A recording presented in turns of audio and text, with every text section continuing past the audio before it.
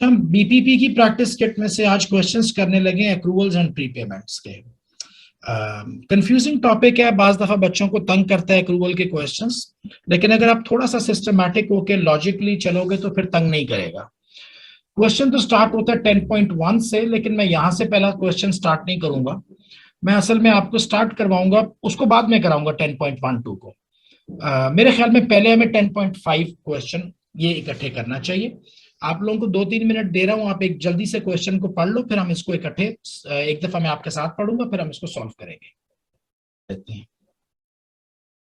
अच्छा, मैं इस क्वेश्चन को आपके साथ मिलकर एक दफा पढ़ता हूं, क्योंकि मुझे आपको इसमें कुछ चीजें समझाने वाली है। 10.5 कर रहा हूं, अभी गौर से सुनते चले जाना। मैं आपको बताऊंगा कि एक्रूवल के क्वेश्चंस में आपने किन किन चीजों पर फोकस करना है। A business compiling its financial statement for the year to 31st July. Date आपने बड़े तरीके से देखनी है कि ये आपका ईयर कौन सा है, ईयर एंड किधर होता है, शुरू किधर होता है। 31st जुलाई पे आप अपनी फाइनेंशियल स्टेटमेंट्स बना रहे हो, तो अगर 31st जुलाई पे आपका साल खत्म हो रहा है तो इससे मुराद ये है कि आपके पास ये शुरू होता है 1 अगस्त को, ठीक है। 1 अगस्त से 31 जुलाई तक pays each 31st July each year pays rent quarterly in advance। ये बड़ा इंपॉर्टेंट है जी जुमला। क्वार्टरली पे करता है, यानी 3 महीनों का पे करते हैं, और एडवांस में पे करते हैं। एक होता है अरेयर्स में पे करना। अरेयर्स अरेयर्स से मुराद है जब आप आखिर में पे करो, महीना खत्म हो गया और आपने मंथ एंड पे रेंट दिया या क्वार्टर एंड पे रेंट दिया, जब आप पेमेंट आखिर में करोगे उसको अरियर्स कहते हैं। जब आप एडवांस में करोगे तो उसको जाहिर सी बात है पहले। और ये बड़ा इंपॉर्टेंट है अप्रूवल के क्वेश्चन में।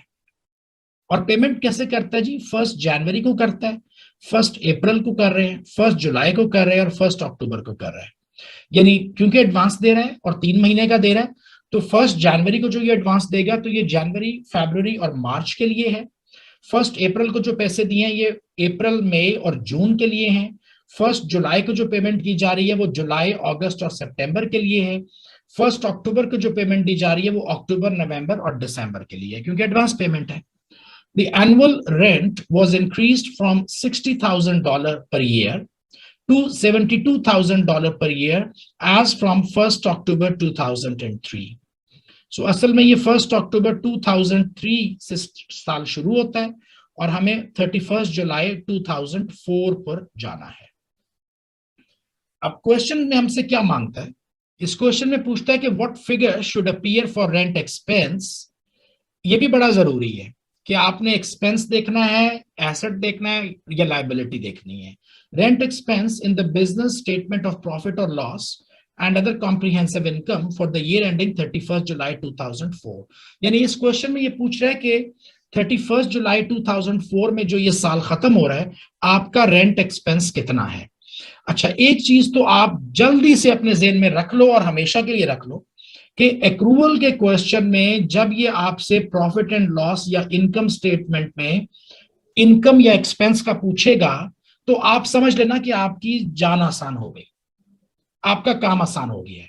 एक्रूवल के क्वेश्चन में इनकम स्टेटमेंट में अगर हमसे इनकम या एक्सपेंस का पूछे तो ये सबसे आसान होता है इसको कैलकुलेट करना। जब कभी बैलेंस शीट के मुतालिक पूछता है कि जी हमारा रिसीवेबल कितना है, पेबल कितना है, लायबिलिटी कितनी है, एसेट कितना है, तो उसमें आपको थोड़ा सा ज्यादा केयरफुल होकर काम करना पड़ेगा। एनीवेज, इस क्वेश्चन में ये पूछ रहा है कि आपका इनकम स्टेटमेंट में रेंट एक्सपेंस इस एक साल के लिए कितना जाएगा, यानी वो साल जो 1 अगस्त 2003 को शुरू होके 31 जुलाई 2004 को खत्म होता है। अब इसमें मसला ये है कि आपका जो रेंट है वो चेंज हो रहा है, आपका कॉन्ट्रैक्ट रिन्यू हो रहा है और जो नया कॉन्ट्रैक्ट साइन किया है वो ज्यादा वैल्यू पे किया है। तो सबसे पहले तो आप याद रखें कि एक्रूवल के क्वेश्चन को अभी जब आप पहली दफा कर रहे हो शुरू शुरू में तो कंफ्यूजन से बचने के लिए कोशिश करो कि हमेशा टाइमलाइन ड्रॉ कर लो। जब टाइमलाइन ड्रॉ कर लोगे ना तो आपके माइंड में पिक्चर बनना शुरू हो जाएगी और फिर आप मिस्टेक नहीं करोगे। तो हमेशा टाइमलाइन के साथ करो एक्रूवल का क्वेश्चन। हाँ, जब आगे चल के बहुत कॉन्फिडेंट हो गए हो, पता चल गया है, सब कुछ समझ आ गया है, फिर आप अपने जहन में भी टाइमलाइन को इमेजिन कर सकते हो। लेकिन बहरहाल टाइमलाइन रहेगी या आपके जहन में या पेपर पे। शुरू में कोशिश करो पेपर पे बना लो, रेंट कब चेंज हो रहा है जी? 1 अक्टूबर 2003 को।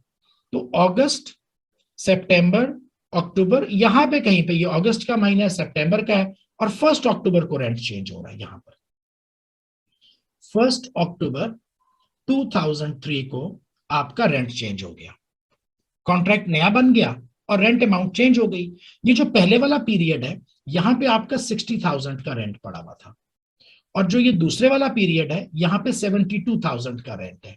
लेकिन ये 60,000 का पर ईयर है, एक साल का है, और जाहिर सी बात है कि ये 72,000 का भी एक साल का है। तो इस पर्टिकुलर ईयर में जिसकी हम बात कर रहे हैं, इन 12 महीनों में ये जो 2 महीने वाला पीरियड है ना, 2 मंथ्स वाला ये 2 मंथ्स वाला पीरियड 60,000 के हिसाब से कैलकुलेट होगा। यहां पे 2 मंथ्स आएंगे, अगस्त एंड सितंबर, क्योंकि 1 अक्टूबर को चेंज हो रहा है। और ये जो 10 मंथ्स हैं, ये 72,000 के हिसाब से कैलकुलेट करूंगा। तो कैसे करूंगा इसको? ये 60,000 मेरा एनुअल रेंट है, इसको 12 पे डिवाइड करूंगा ताकि एक महीने का बन जाए, और 2 से मल्टीप्लाई करूंगा कि 2 मंथ्स का हो जाए। और ये जो 72,000 नजर आ रहा है, इस 72,000 वाले रेंट को 12 पे डिवाइड करूंगा और 10 से मल्टीप्लाई करूंगा कि ये 10 मंथ्स का रेंट हो जाए। तो इस एक साल के पीरियड में रेंट की जो कॉन्ट्रैक्ट अमाउंट है, उसके अकॉर्डिंगली दो डिफरेंट पीरियड बन रहे हैं, 60,000 और 72,000। Now 60,000 divide by 12 is 5,000 into 2, सो 10,000 इधर से आएगा। 72 डिवाइड बाय 12 इज 6,000, 6,000 इंटू 10, 60,000 इधर से आएगा। और ये यानी कि आपका 10 मंथ्स का रेंट है, ये आपका 2 मंथ्स का रेंट है। तो टोटल जो रेंट एक्सपेंस आएगा वो आएगा 70,000। ठीक है, और यहां पे आपका जवाब बनता है सी। अच्छा, ये क्वेश्चन मैंने जो आपको कराया ये बहुत ही आसान था। असल में तो इसमें कोई ऐसी मुश्किल बात है नहीं जो मैं आपको समझाऊं, आपने देख लिया। It's very very very easy. मेरा नहीं ख्याल कि यहां तक आपको कोई भी मुश्किल इसमें लगी और आपने कुछ पूछना हो, लेकिन मेरा मकसद ये सवाल करवाना नहीं है। Is it clear Mahvish? Okay Manish? ये आसान है सर। ओके, सो मेरा मकसद इस सवाल को करवाना बिल्कुल भी नहीं था। असल में मैंने असल में तो इस सवाल को दिखाकर आपको कुछ और समझाना था, कुछ और आपको समझाना था। क्या समझाना था? अभी मैं इसको यहां से सारे को मिटा देता हूं। हमने जवाब ढूंढ लिया, 70,000 हमारा जवाब है। अब देखो, मिसाल के तौर पे वो आपसे क्वेश्चन में इनकम स्टेटमेंट को नहीं पूछता, वो आपसे कहता है कि what is the balance in balance sheet on 31st of July, July is 7th month 2004।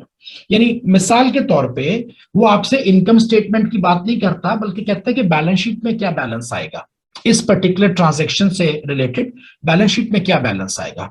तो अब थोड़ा सा हमें इसको मजीद समझने की जरूरत है।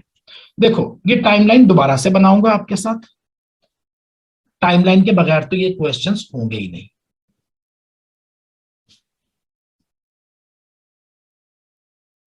यहां पे हमारे पास 31st of July 2004 आएगा, यहां पे हमारे पास 1st of August 2003 आएगा। अब देखो ये पेमेंट कैसे करवा रहा है। बैलेंस शीट में क्या जाएगा? बैलेंस शीट में इनकम या एक्सपेंस नहीं जाता। इस क्वेश्चन में उसने जब एक्सपेंस पूछा था तो वो इनकम स्टेटमेंट की बात कर रहा था।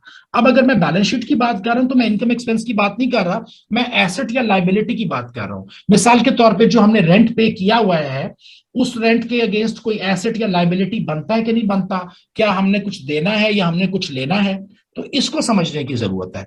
अब आप देखो कि ये पेमेंट कैसे करवाता है। ये पेमेंट करवाता है जी 1st of January को, फिर 1st of April को, और करवाता है पेमेंट एडवांस में, और देता है क्वार्टरली, यानी 3 महीने की।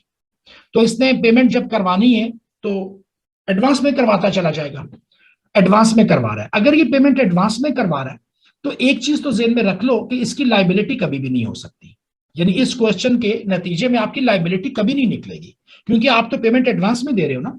लाइबिलिटी तो तब होती है जब आपने पैसे ना दिए हुए हो। अगर आप पहले से ही एडवांस दे दोगे तो आपकी तो लाइबिलिटी नहीं बन रही। तो इस क्वेश्चन में लाइबिलिटी नहीं बन रही क्योंकि यहाँ पे एडवांस का लफ्ज दिखा हुआ है। तो हमने यही देखना है, ये इसको आप भूल जाओ, सिर्फ ये देखो कि आपका ईयर एंड होता है 31 जुलाई को। आपने 31 जुलाई से पहले लास्ट पेमेंट कब की थी? 31 जुलाई को अगर ईयर एंड हो रहा है तो आपने आखिरी पेमेंट कब की थी? ये 1 जुलाई को। यानी बीच में आपने अप्रैल में भी दिया, जनवरी में भी दिया, उसकी मैं बात नहीं कर रहा। मैं कह रहा हूं 31 जुलाई से पहले पहले जो आखिरी पेमेंट आई है वो 1 जुलाई को आई है।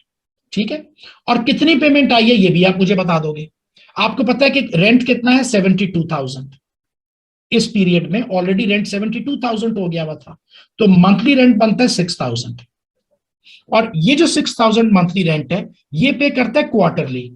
तो इसका मतलब है कि ये हर दफा 18,000 पे करता है।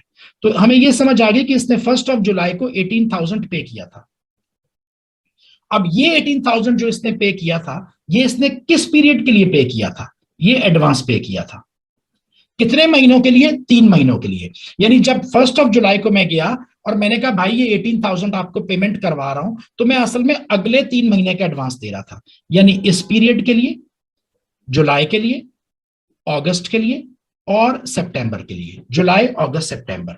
तो जुलाई 1 पे मैं गया, 18,000 मैंने पे किया और मैंने कहा ये मैं आपको एडवांस रेंट दे रहा हूं 3 महीने का, जुलाई, अगस्त, सितंबर का 18,000।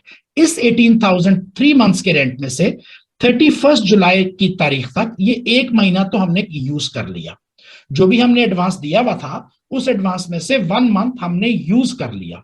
और यहां पे जो हमारा एडवांस बाकी बचा हुआ है वो कितना बचा हुआ है?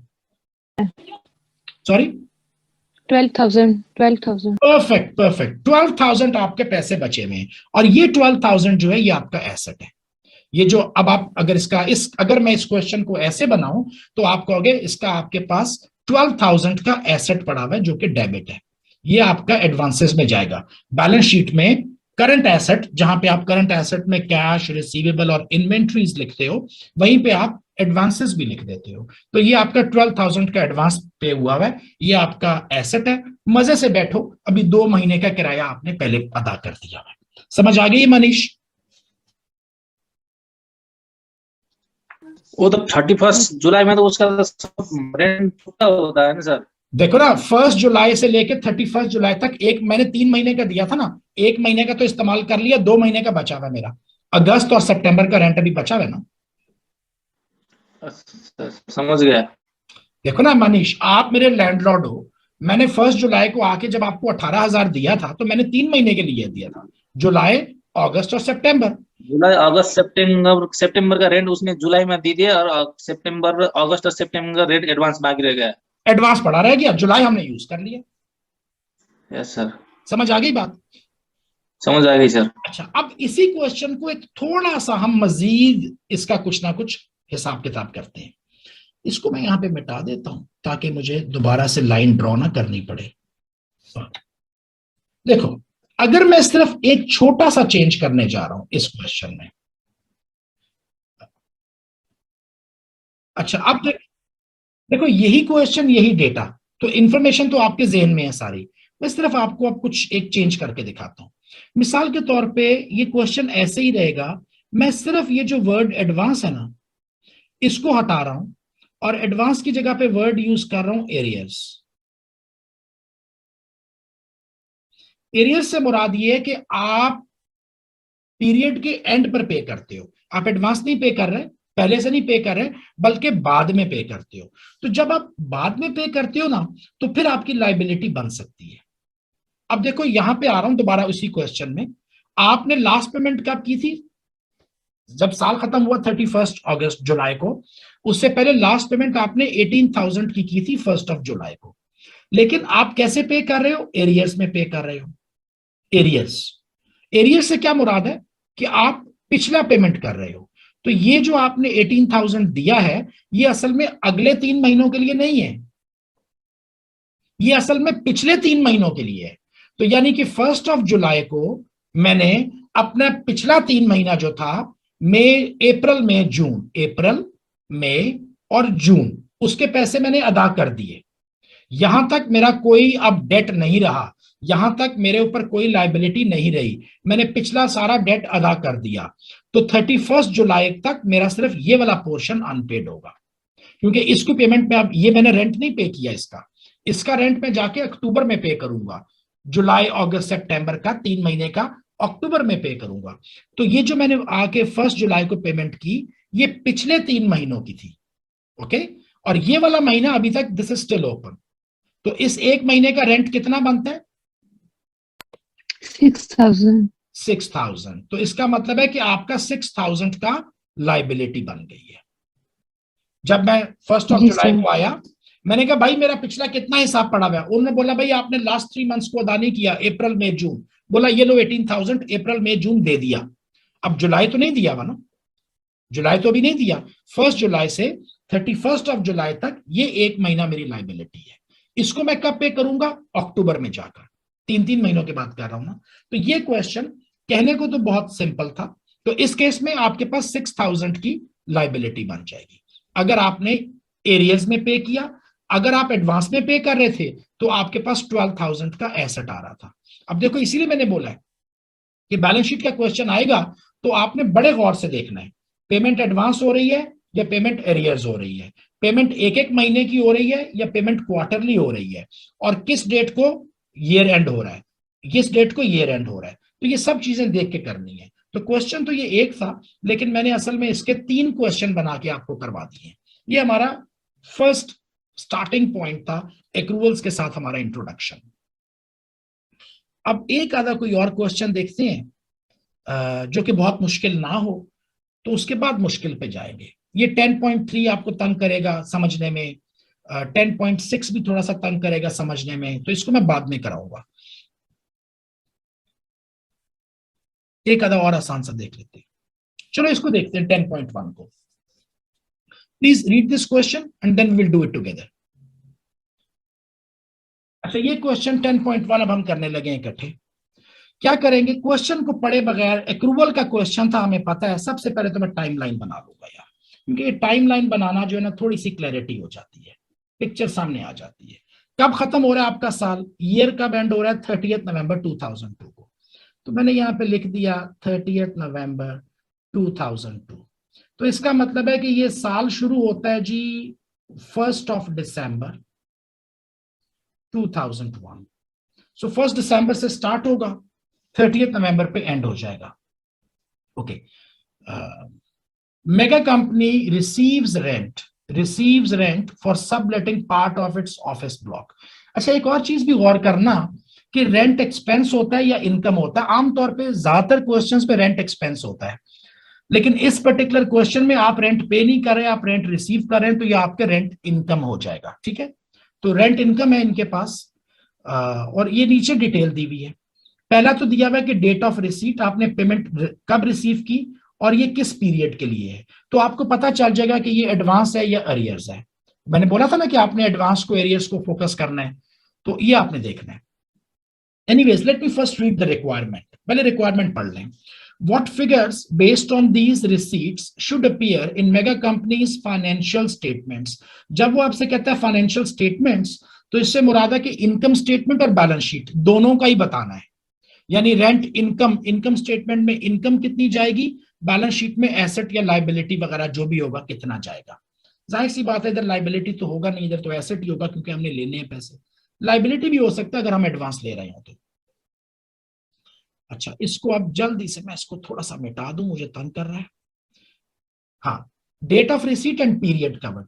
आपने 1 अक्टूबर को पैसे वसूल किए, 3 मंथ्स टू, जब ये कहता है 3 मंथ्स टू 31 दिसंबर, तो इसका मतलब है कि 1 अक्टूबर टू 31 दिसंबर।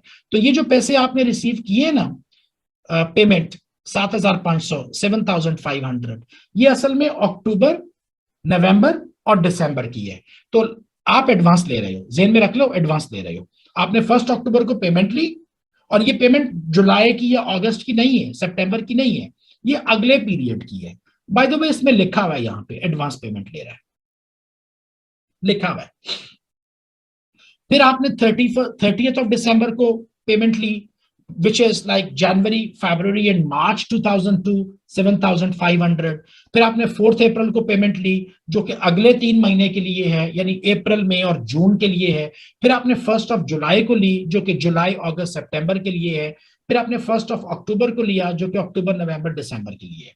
अब इसमें देखो बहुत सारी पेमेंट्स आपने रिसीव कर ली हैं। ये जो सारी पेमेंट्स आपने रिसीव की है ना, हमने करना क्या है, हमने देखना है कि इसमें हमारी 12 मंथ्स की इनकम कितनी है। अब ये मैं आपको एक रूल तो नहीं बता रहा, लेकिन आमतौर पे 90% ऐसा ही होता है कि ये जो पहली पेमेंट होती है ना और जो आखिरी पेमेंट होती है, इसको आपने कुछ ना कुछ एडजस्टमेंट करनी होती है। दरमियान वाली प्रॉब्लम नहीं है, ये पूरी की पूरी आ जाएगी। क्या मुराद है मेरी एडजस्टमेंट करने से, अभी आपको दिखाता हूं। देखो ये आपने 7,500 लिया, ये किस पीरियड के लिए है, ये 3 महीने के लिए है, अक्टूबर, नवंबर और दिसंबर। अब आपका साल कहां से शुरू होता है, आपका साल तो 1 दिसंबर से शुरू होता है। तो इसका मतलब है ये 7,500 जो पेमेंट 3 महीने की है, इसमें से ये अक्टूबर भी हमें इस अक्टूबर की भी जरूरत नहीं है, हमें नवंबर की भी जरूरत नहीं है, हमें सिर्फ इस दिसंबर की जरूरत है क्योंकि 1 दिसंबर से शुरू होगा ना। तो ये जो पहली पेमेंट है ये 3 महीने की है, मैं इसमें से एक हिस्सा निकालूंगा। एक हिस्सा निकालूंगा से मुराद ये है कि देखो ये 7,500 डिवाइडेड बाय 3 मल्टीप्लाइड बाय 1, ये मेरी पहली पेमेंट को मैंने ऐसे कर देना है कि ये जो 7,500 है, इसमें से हमारी जो इनकम है वो सिर्फ 1 महीने की है, क्योंकि 2 महीने की इनकम तो पिछले साल की है। ये पेमेंट आई 31 दिसंबर को। ये है जी आपकी जनवरी, फरवरी, मार्च, यानी जनवरी यानी फरवरी और मार्च, इसको आपने पूरे का पूरा ही ले लेना है। ये सेकंड पेमेंट 7,500 की आपकी आ जाएगी पूरी, क्योंकि ये जो 3 महीने हैं जनवरी, फरवरी, मार्च, वो हमारे इस साल के दरमियान में ही आ रहे हैं। जनवरी, फरवरी, मार्च इस पीरियड के बीच में आता है, तो पूरे का पूरा ले लेना है। फिर ये जो हमारी तीसरी पेमेंट आ रही है, दूसरी हो गई। ये जो तीसरी पेमेंट आई है 4 अप्रैल को, ये आई आपकी अप्रैल, मई और जून। अप्रैल, मई और जून ये भी इधर ही बनता है, तो इसको भी आप पूरे का पूरा उठा लोगे 9,000। उसके बाद आपके पास ये भी चला गया। फिर आपने 1 जुलाई को पेमेंट ली, ये जुलाई, अगस्त और सितंबर, जुलाई, अगस्त और सितंबर, ये कितना है जी 9,000 है। ये भी आपका इसी साल का रेंट है, इसको भी ले लोगे एज इट इज। अब ये जो आखिरी पेमेंट आएगी ना, इसका आपने ख्याल करना है 1 अक्टूबर की। अब देखो ये कब ले रहे हो, 1 अक्टूबर को, और इसमें क्या पेमेंट शामिल है, अक्टूबर, नवंबर, दिसंबर। इस 9,000 में अक्टूबर, नवंबर और दिसंबर शामिल है। अब हमारे पास तो स्टेटमेंट एंड होती है 30 नवंबर तक, तो इसका मतलब है कि अक्टूबर और नवंबर ये तो इसी साल में शामिल है, लेकिन ये दिसंबर अगले पीरियड के लिए है। हमें जब इसने पैसे दिए ना 9,000, तो ये 3 महीने के लिए था, अक्टूबर, नवंबर, दिसंबर। नवंबर तक तो इसी साल में शामिल होगा, और एक पेमेंट दिसंबर की अगले साल के लिए उसने एडवांस दे दी हुई है। तो अब इसमें मुझे एडजस्टमेंट करनी पड़ेगी। कैसे करूंगा, देखो 2 महीने लेने हैं ना, तो 9,000 डिवाइडेड बाय 3 मल्टीप्लाइड बाय 2, तो ये 2 महीने की पेमेंट आपने इधर लगानी है। तो इससे मुराद ये होगी कि यहां पे देखो 1 मंथ, यहां पे 3 मंथ्स, 3 मंथ्स, 3 मंथ्स और यहां पे 2 मंथ्स। सो टोटल आपने 12 मंथ्स का अपना रेंट बुक कर लिया। 12 मंथ्स का कितना रेंट हो गया जी आपका, इसका भी जल्दी से एक टोटल कर लेते हैं। ये हो जाएगा जी 34,000। तो 34,000 का आपने इनकम रिकॉर्ड करना है। अब इसमें 34,000 पे डेबिट, क्रेडिट, क्रेडिट, क्रेडिट, ये जो डेबिट है ना इसको तो निकाल दो, क्योंकि इनकम डेबिट तो होती नहीं है, इनकम तो क्रेडिट होती है। तो स्टेटमेंट ऑफ प्रॉफिट और लॉस में 34,000 जाना है, लेकिन वो डेबिट के तौर पर नहीं जा सकता, क्योंकि ये इनकम है, रेंट इनकम है, तो ये क्रेडिट होगा। तो क्रेडिट के लिए हमें, और ये 34,500 तो हो नहीं सकता, तो ये 2 आंसर्स हो सकते हैं, या ये होगा सी या ये होगा डी। अब इनमें से कौन सा होगा अभी देख लेते हैं। आपने 9,000 यहां पे रिसीव किया, उस 9,000 में 3,000 तो इसके लिए था, 3,000 इसके लिए था, और 3,000 अगले पीरियड के लिए आपको दे दिया गया। ये आपका एडवांस है। आपने एडवांस दिया नहीं है, आपने एडवांस इनकम ली है। तो जब आप, जिसको हम डिफर्ड रेवेन्यू लास्ट लेक्चर में कह रहे थे, प्रीपेड इनकम लास्ट लेक्चर में कह रहे थे या एडवांस इनकम कह रहे थे। तो एडवांस इनकम आपकी लाइबिलिटी होती है। तो लाइबिलिटी क्या होती है, डेबिट या क्रेडिट? क्रेडिट। तो आपका जवाब ये बनेगा 34,000 क्रेडिट जाएगा इनकम स्टेटमेंट में एज एन इनकम, और 3,000 आपका बैलेंस शीट में जाएगा एज ए लाइबिलिटी, क्योंकि ये आपने एडवांस में पेमेंट वसूल की हुई है। जो पैसे आप एडवांस इनकम है, और एडवांस इनकम हमेशा लाइबिलिटी होती है। ये क्वेश्चन क्लियर हो गया वेरी? हो गया सर। परफेक्ट। Yes, sir. ये बड़ा टिपिकल क्वेश्चन है, ये इस तरह का क्वेश्चन इम्तिहान में आ जाता है। अब एक आधा क्वेश्चन थोड़ा सा आपको जो तंग करने वाला होगा वो करवाता हूं। ये वाला देखिए जी, 10.6 के लिए मैं आपको 3, 4, 5 मिनट दे रहा हूं। आप इसको एक दफा पढ़ेंगे नहीं, बल्कि आप इसको 2 दफा या 3 दफा पढ़ोगे, उसके बाद मैं इसको शुरू करूंगा। जी सर। चले अब इकट्ठे भी एक दफा इसको पढ़ लेते हैं। 10.6 है, बड़ा टिपिकल एक्रूवल का क्वेश्चन है एग्जाम के लिए, और आपकी प्रैक्टिस किट में भी इससे मिलते जुलते 2-3 क्वेश्चंस होंगे। बिल्कुल रिपीट हो रहे होते हैं क्वेश्चन, बाज दफा एक को समझ लोगे, बाकी के 2-3 भी फिर उसी मेथड पे कर लोगे। गौर से पढ़ते हैं जी। पहले रिक्वायरमेंट देख लेते हैं। व्हाट इज द वैल्यू, क्योंकि मैं देखना चाहता हूं कि ये इनकम स्टेटमेंट में एक्सपेंस पूछ रहा है या बैलेंस शीट में पूछ रहा है, क्योंकि उसके अकॉर्डिंगली फिर इंफॉर्मेशन को मैं अपने माइंड में एक्यूमुलेट करूंगा। What is the value of diesel fuel to be charged to the garage statement of profit और लॉस, व्हिच मींस एक्सपेंस। जब भी चार्ज का वर्ड यूज करे मतलब एक्सपेंस। तो ये कह रहा है कि आपके पास डीजल फ्यूल एक्सपेंस जो है वो स्टेटमेंट ऑफ प्रॉफिट और loss and other comprehensive income eight 31 October 2008। सो जल्दी से सबसे पहले जिस तरह की हमने पढ़ा हुआ है कि हम टाइमलाइन बना लेते हैं ताकि हमें कोई कंफ्यूजन ना रहे। यहाँ पे 31 अक्टूबर 2008 है, और यहाँ पे जाहिर सी बात है कि 1 नवंबर 2007 है, और हमें ढूंढना है कि हमारा एक्सपेंस कितना हो गया इस पीरियड में। इस पीरियड का एक्सपेंस हमने कैलकुलेट करना है। Let's now start reading this question together. One of the products a garage sells to motorists is diesel fuel. Diesel fuel in inventory at 1st November 2007 was 12,500. So यहाँ पे आपके पास inventory पड़ी हुई थी, opening inventory 12,500. And there were invoices awaited for 1,700. ये असल में मैंने इसको ऐसे कर लेता हूं कि क्योंकि इन्वेंट्री और इनवॉइसेस दोनों ही INV लग रहे हैं, तो मैं इसको पूरा लफ्ज लिख दूं ताकि आपको कंफ्यूजन ना हो। इन्वेंट्री है एंड इनवॉइसेस अवेटेड 1,700। इससे क्या मुराद है? इनवॉइसेस अवेटेड से मुराद है कि आपने फ्यूल तो खरीदा हुआ है लेकिन आपने उसकी पेमेंट नहीं की हुई, तो 1,700 की इनवॉइसेस है आपके पास। 12,500 का फ्यूल इन्वेंट्री में पड़ा हुआ है, 1,700 की इनवॉइसेस हैं, और ये इनवॉइसेस जो हैं किस पीरियड से हैं? इधर से हैं। यहां पे आपने कोई फ्यूल खरीदा था तो उसकी इनवॉइस अभी तक आई भी, आपने पेमेंट नहीं की भी। During the year to 31 October 2008 diesel fuel invoices of 85,400 were paid. So आपने इस साल के दौरान, ये जो पूरा साल है, ड्यूरिंग द ईयर टू 31 अक्टूबर आपने पेमेंट की है 85,400 की। 85,400 आपने पे कर दिया है। अच्छा, उसके बाद कहता है कि and delivery worth 1,300 had yet to be invoiced. Yet to be invoiced यानी इस आखिरी डेट पर, क्लोजिंग डेट पर 1,300 का आपने सामान तो खरीदा है लेकिन आपको उसकी इनवॉइस नहीं आई। अभी आपको आपके सप्लायर ने इनवॉइस दी नहीं है, तो 1,300 की इनवॉइस एक आउटस्टैंडिंग इधर पड़ी हुई है। This was the only outstanding balance on the diesel fuel payable account at the year end. ये सिर्फ एक ही आपका पेबल था।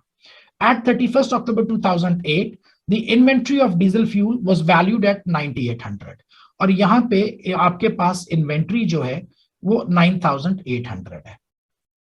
अब वो आपसे कहता है कि इस सारी सिनेरियो को नजर में रख के ये बताओ कि आपका फ्यूल एक्सपेंस कितना हुआ। देखो, मैं इस क्वेश्चन को करवाने से पहले आपको वापस लेके जाऊंगा। अगर आपने हमारा लेक्चर, हमने जो पहला लेक्चर किया इकट्ठे, तो आपको याद होगा मैंने कहा था कि मनीष ये 3 महीने थे, जून का महीना था, और तुम्हारा $100 का इलेक्ट्रिसिटी बिल था, तुमने पे नहीं किया। इस जुलाई के महीने में आकर तुमने 300 पे कर दिया, और इस 300 में असल में तुम्हारा रेंट तो $100 का था हर महीने, लेकिन तुमने 100 इधर पे किया। वो 100 क्यों पे किया? क्योंकि तुमने 1 महीने का एडवांस भी पे कर दिया था। तो इस 300 के दरमियान ये तो आपका कैश है जो आपने पे किया है। असल में इस 300 में क्या शामिल है? इसमें शामिल है 100 जून का, 100 जुलाई अगस्त का, और 100 इस महीने का। तो मैंने आपसे क्वेश्चन किया था कि आपने ऑल्दो के पेमेंट 300 की है, लेकिन आपका जुलाई में एक्सपेंस कितना जाएगा? आपने जल्दी से कहा था 100। तो बात समझ में आती थी। क्योंकि मैं दोबारा से समझा दूं एक दफा, क्योंकि मुझे लगता है कि मैंने इसको थोड़ा सा जल्दी में बना दिया। देखो इधर ऐसे सपोज कर लो, मैं दोबारा से समझा रहा हूं। आपने इस पर्टिकुलर महीने में जुलाई में $300 कैश पे किया रेंट के लिए। तो क्वेश्चन ये उठता है कि आपका एक्सपेंस कितना है? क्या आपका एक्सपेंस भी 300 ही है? तो सबसे पहले तो आप देखोगे ना कि यार मेरा पिछला कोई बैलेंस मौजूद है कि नहीं। यानी अगर तो मेरा पास पहले 0 होता, मेरा पिछली कोई लाइबिलिटी नहीं है, मैंने पिछले सब पे कर दिया हुआ है, और मैंने आगे एडवांस भी पे नहीं किया, इस 300 में पिछले पीरियड का कुछ शामिल नहीं है, और इस 300 में अगले पीरियड का भी कुछ शामिल नहीं है, तो फिर तो आप कह सकते हो कि जी मेरा एक्सपेंस भी 300 है। इसका ये मतलब है कि ये जो 300 है ये सिर्फ और सिर्फ इसी मंथ के लिए पे किया गया। लेकिन अगर मैं आपको बताऊं कि ये जो 300 पे किया जा रहा है, इसमें असल में $100 तो पिछले महीने का था जो आपने नहीं पे किया हुआ था, और $100 आपने एडवांस के लिए पे कर दिया। तो अब जो ये 300 की पेमेंट आप करवा रहे हो, इसमें असल में एक हिस्सा तो पुराना है और एक हिस्सा अगले पीरियड का है। तो फिर जुलाई के लिए 100 ही आएगा। समझ में आती है ना बात? ये हमने बड़ी डिटेल में, ये चीज हमने बड़ी डिटेल में पढ़ी अपने लेक्चर में। Is it clear? Yes sir. अब यही कॉन्सेप्ट में इधर अप्लाई करने लगा कि हमने पेमेंट तो करवाई है 85,400 की, ये हमने कैश पे किया है, तो हमारा एक्सपेंस कितना बनता है? तो सबसे पहले तो भाई ये देखो कि इस 85,400 में क्या कोई पिछले पीरियड की कोई चीज शामिल है? 85,400 जो आप पे कर रहे हो, क्या इसमें पिछले पीरियड की कोई इनवॉइस शामिल है? बिल्कुल शामिल है। ये 1,700, ये 1,700 तो हमने इधर सामान खरीदा था और ये इधर के लिए था, हमने उसकी पेमेंट इधर की है। यानी 85,400 के अंदर ये 1,700 शामिल है जो कि इस पीरियड का नहीं है, ये पिछले पीरियड से बिलोंग करता है। तो इसको मुझे जल्दी से माइनस करवाना है क्योंकि ये मेरा एक्सपेंस नहीं है इस पीरियड का। इसी तरीके से जब आप क्लोजिंग में देखोगे तो ये एक 1,300 की इनवॉइस अभी आपको नहीं मिली हुई। आपने यहाँ पे ऑयल खरीदा, आपको इनवॉइस नहीं मिली, ये इनवॉइस आपको अगले पीरियड में जाके मिलेगी, आप इसको इधर जाके पे करोगे, लेकिन एक्चुअली तो ये इस पीरियड को बिलोंग करती है, तो इसको आपने ऐड करना है।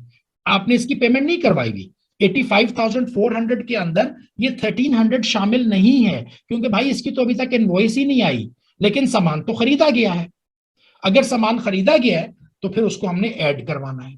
तो ये पहला तो आप इनवॉइस का समझ लें। अब हम इन्वेंट्री की बात करते हैं। हमारे पास यहां पर ओपनिंग इन्वेंट्री में 12,500 का फ्यूल मौजूद था। ये फ्यूल इस पीरियड में खरीदा गया था लेकिन यहां पे इस्तेमाल नहीं हुआ, तभी तो ओपनिंग इन्वेंट्री में पड़ा है। ये फ्यूल इधर इस्तेमाल हुआ है, तो जिधर इस्तेमाल होगा उधर के खर्च के तौर पे लिखेंगे।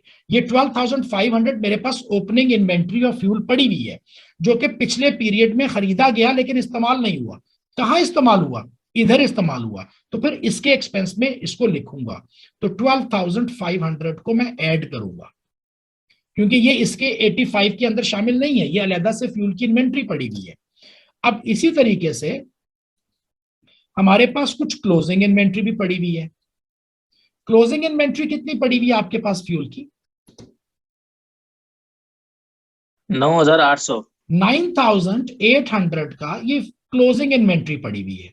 यानी यहां पे मेरे पास 9,800 का फ्यूल पड़ा हुआ है क्लोजिंग इन्वेंट्री। ये इधर खरीदा गया लेकिन इधर इस्तेमाल नहीं हुआ, ये अगले पीरियड में जाके इस्तेमाल होगा। तो भाई जिधर इस्तेमाल होगा उस पीरियड के एक्सपेंस में लिखूंगा ना। जैसे 12,500 ओपनिंग को इधर लिख दिया, ये क्लोजिंग मैंने यहाँ पे खरीदा तो हुआ है, लेकिन मैंने इसको इस्तेमाल नहीं किया, और अगर इस्तेमाल नहीं किया तो एक्सपेंस नहीं हुआ। ये कहाँ पे यूज होगा? अगले पीरियड में यूज होगा, तो फिर ये अगले पीरियड के एक्सपेंस में लिखा जाएगा।